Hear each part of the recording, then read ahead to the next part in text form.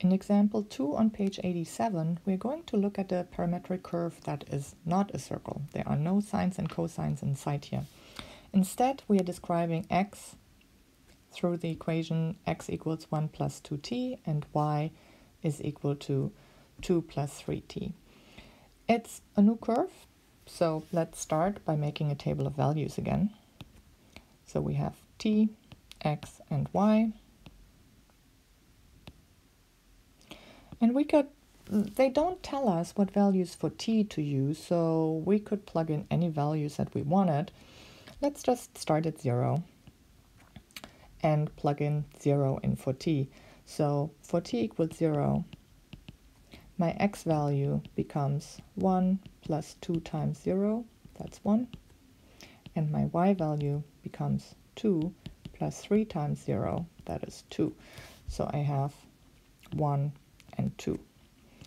And if you like, you could pause the video here to find some other points that are going to be on this curve and draw it over on the coordinate plane right here and see what you get.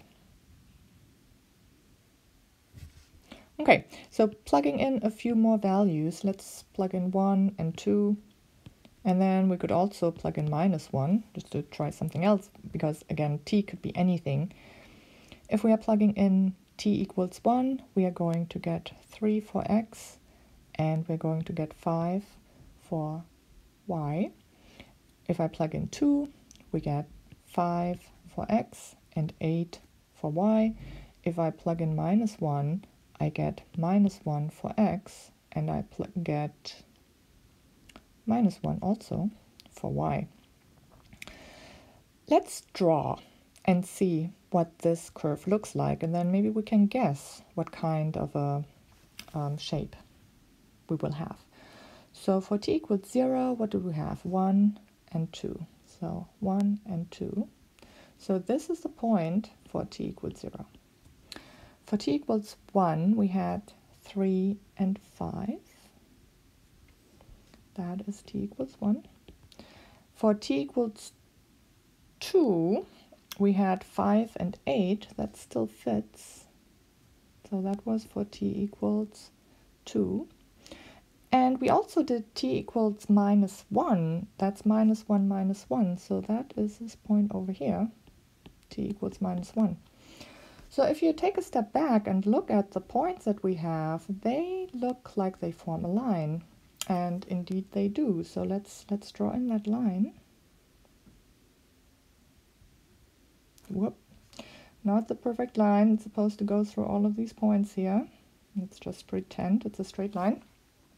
And so now the question is, how do I describe that line using parametric equations? So one way to describe it is, you could say, let me change the color of my ink. You could say at t equals 0, we are right here. So we have a starting point.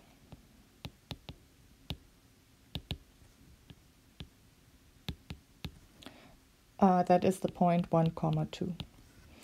And then where does the article move? It moves along the line towards the point right here. At t equals 1, it will have reached the point 3, 5.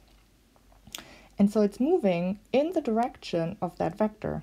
So we have a starting point, and then the line is parallel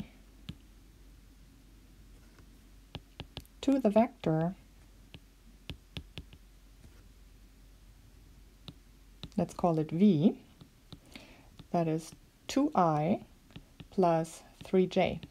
That's what it takes to get from 1, 2 to 3, 5. So this vector right here is the vector 2i plus 3j. And that's the vector that I called v. So our line can be completely described by saying we are starting at the point 1, 2 and moving parallel to the vector 2i plus 3j. And so we can say the x-coordinate is going to be 1 plus 2t, and the y-coordinate is going to be 2 plus 3t. And the 1 and the 2, that's our starting point, our starting coordinates for x and y respectively. And then 2i plus 3j tells us what the x and the y coordinate are doing as time moves on. So we are our particle moving along this line moves parallel to the vector 2i plus 3j. So those two numbers are coming from the fact that this is a vector that's parallel. So these are the parallel vector coordinates.